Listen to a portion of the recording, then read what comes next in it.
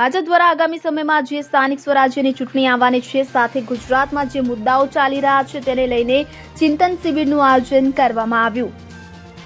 હવે આ બધાની વચ્ચે ભાજપનું ટેન્શન વધી શકે છે, કારણ કે હવે લોકો ભાજપ સરકાર સામે રોષે ભરાયા છે અને હાલ ગુજરાતમાં ઇકોઝોનનો મુદ્દો વધુ ચર્ચાસ્પદ બન્યો છે। આ મામલે આપ નેતા પ્રવીણ રામે છેલ્લા કેટલાય સમયથી લડત લડી રહ્યા છે। તેવામાં ઇકોઝોનને લઈને આપ નેતા પ્રવીણ રામે મુખ્યમંત્રી પાસે મળવાનો સમય માંગ્યો છે। આ સાથે તેમણે ચીમકી પણ ઉચ્ચારી છે। મળતી માહિતી મુજબ ભાજપ સરકારે 3 દિવસની ચિંતન શિબિરનું આયોજન છે, જેમાં સોમનાથ ખાતેની ચિંતન શિબિરમાં આપ નેતા પ્રવીણ રામે મુખ્યમંત્રી પાસે સમય માંગતા સરકારની ચિંતામાં વધારો થઈ શકે છે। પ્રવીણ રામે મુખ્યમંત્રીને લેટર લખી ઇકોઝોન તેમજ જિલ્લાના અન્ય સળગતા મુદ્દાઓ પર ચિંતન કરવા માટે મુખ્યમંત્રી પાસે સમય માંગ્યો છે। આ બધાની વચ્ચે આપ નેતા પ્રવીણ રામે લેટરમાં એક ગર્ભિત ચીમકી પણ આપી દીધી છે કે જો સમય આપવામાં નહીં આવે તો ઇકોઝોન માટે હજારોની સંખ્યામાં લોકોના ટોળા સાથે ચિંતન શિબિરમાં ઘૂસી જઈ ચિંતન કરાવવા માટે મજબૂર કરીશું। જો કે પ્રવીણ રામે એવો આશાવાદ પણ વ્યક્ત કર્યો છે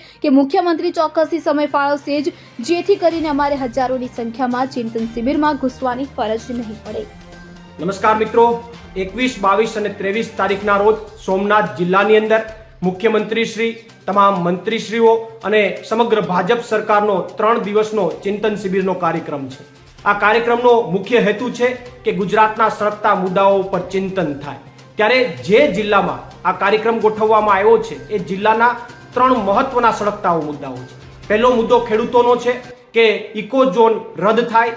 બીજો મુદ્દો ખેડૂતોનો એ છે કે આ જિલ્લાની અંદર અતિવૃષ્ટિના કારણે નુકસાન થયું હોવા છતાં પણ સહાય પેકેજમાં જિલ્લાને લેવામાં નથી આવ્યો। અને ત્રીજો મહત્વનો સળગતો મુદ્દો એ છે કે સોમનાથ મંદિરે દર્શન કરવા આવતા દર્શનાર્થીઓને હાઈવે ઉપર 60 કિલોમીટરમાં 3 ટોલ નાકા ઊભા કરીને લૂંટવામાં આવી રહ્યા છે।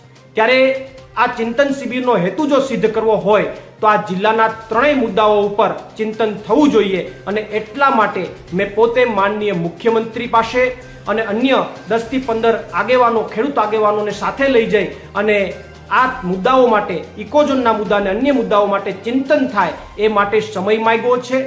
મને વિશ્વાસ છે કે માનનીય મુખ્યમંત્રી શ્રી આ જિલ્લાના સળગતા મુદ્દાઓ માટે ચોક્કસથી સમય આપી અને આ ઇકોઝોનના મુદ્દા અને અન્ય મુદ્દાઓ માટે ચોક્કસથી અમારી સાથે ચિંતન કરશે, જેથી કરીને અમારે 196 ગામના ઇકોઝોનમાં આવતા જે લોકો છે એ તમામની સાથે હજારોની સંખ્યામાં ત્યાં ટોળા સાથે ઘૂસી જઈ અને ચિંતન કરાવવા માટે મજબૂર કરવા પડે એવી કદાચ અમને ફરજ નહીં પડે।